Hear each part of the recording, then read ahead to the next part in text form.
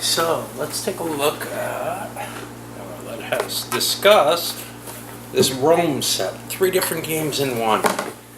One using Circus Maximus, using the arena type board, and Imperium, and Hannibal versus Rome, which only uses a section of the Imperium board, using this kind of Mediterranean look. Each of the games is a short, pure strategy type game. None of them have any real luck in them, although there's the luck factor of maybe uncertain knowledge of what your opponents are going to do. Some of them, for example, the first one, Rome versus Carthage, or Hannibal versus Rome, feels like a game of Rochambeau almost. I mean, certainly there's strategy and trying to trick your opponent and all kind of cool stuff in there that's not in a real Rochambeau game, right? But all the same, it comes down to just bluffing out your opponent as to what you're going to play. Terrible game, Solitaire. I could see it being a lot of fun to play a few of them against someone. But I would think after maybe 3 to 5 games of it, you wouldn't really want to play it again. Nice little bonus, though, that comes for the cost of a couple wooden pieces, really, and a few extra rules. Imperium is, it feels almost like an election game. You're putting points down in places and just trying to score points for the best places that you can control. Very, very simple mechanism. Works well. There's a lot of games that do more along those lines than I've seen. I'm not sure I've seen anything quite this simple, where you just are continually placing your pieces and scoring points, and you're really on this competition with other players. There's a little bit of added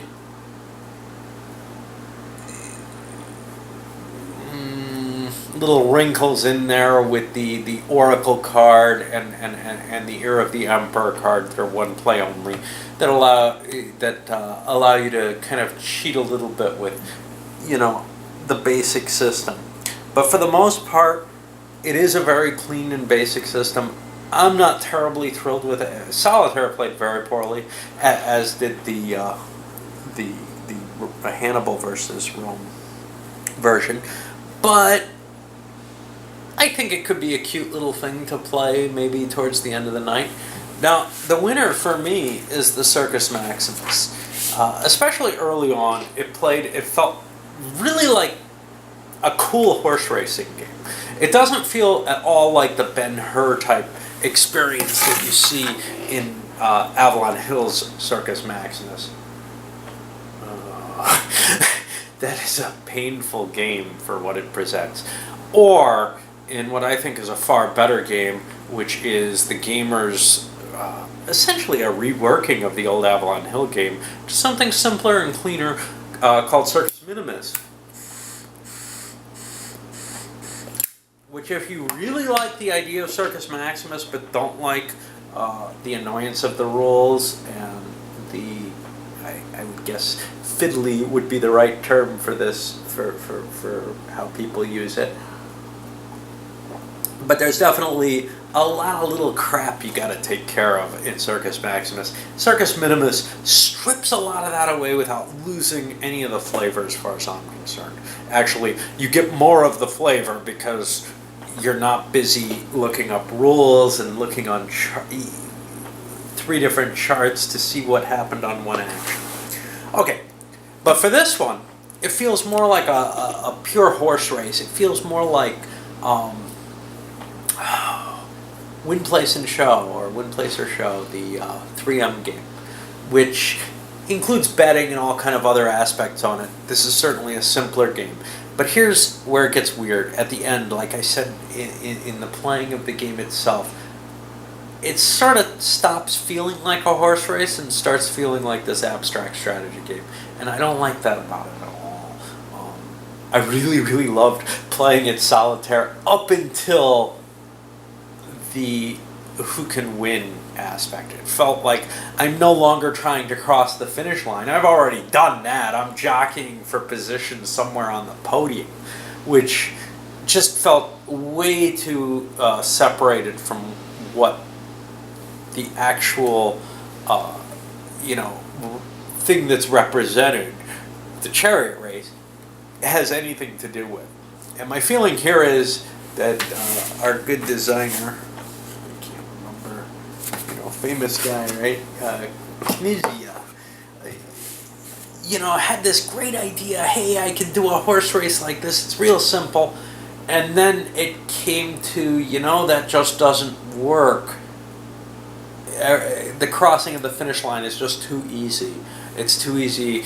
It's predetermined. There's no real strategy at the end of the game. You've already, you almost make that decision on the first turn. Well, on that first curve, it would be over as far as I'm concerned. And that's not something you want. So what are the options here? Well, one of the options would be to go 3 times around, maybe, where you'd have more time to make mistakes in the curves and stuff. But to try to keep it, and it's listed as the longest of the games at 45 minutes, whereas the first one's listed at 10 minutes, and the second one's listed at 15 to 20. Now the second one took me longer and felt a lot longer than it was because I was playing it solitaire. But if you're playing it with other people, it's going to be this: everybody slaps down their hand and then reveals it, which I think works much, much faster than trying to play it out solitaire, which is why I kind of called it partway through with the solitaire. This race, on the other hand, there's a lot more possibility for the analysis paralysis type position. I was even catching into it and had to say, no, I'm not going to think. It's not worth it. I don't enjoy a game if all I'm doing is trying to puzzle out, can I make sure that I win, etc., which is what so many Euros are about. So, I really loved the way it started, and then it got into that at the very end, which, not just the Euros, things like History of the World get into that too, where you can look and you can start calculating out, can I guarantee a win here, or, what can I do to win, whatever. And without luck in a game, it makes it much, much harder to avoid that. Something like 18xx, which has this huge prelude to that end game, it's actually pretty easy. You might not be able to tell who's winning at that point. Or it could just be over well ahead of time. With this, there was definitely excitement at the end. And there were choices to be made that made a big difference. And I think that's the design decision there, to make the game interesting to the very end, like it was, where 2 people really had a chance of winning, even though it looked like Red had the lead early on. All in all, I think you get a nice little package of 3 kind of light Euros, all of which are interesting games in their own right.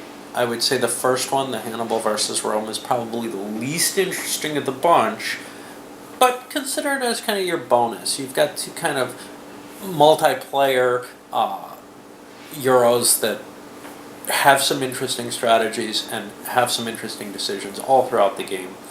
And then you've got this little 2-player, bluffing game that, how much better can you do with a 2-player bluffing game when it comes down to it? It's got the little military aspects, and it actually feels fairly connected to the theme until it gets down to, again, towards the end, where you can calculate things out, and it doesn't feel like you're fighting battles anymore, but rather playing a hand of cards almost.